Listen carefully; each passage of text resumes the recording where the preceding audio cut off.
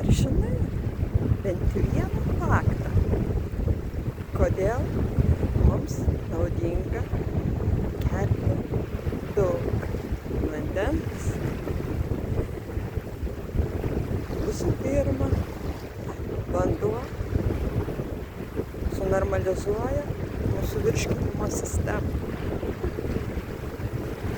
Antra, vandens vartojimas pagerina kraujotakos sistemą. Trečia, vanduo nuramina stresą, nuovargį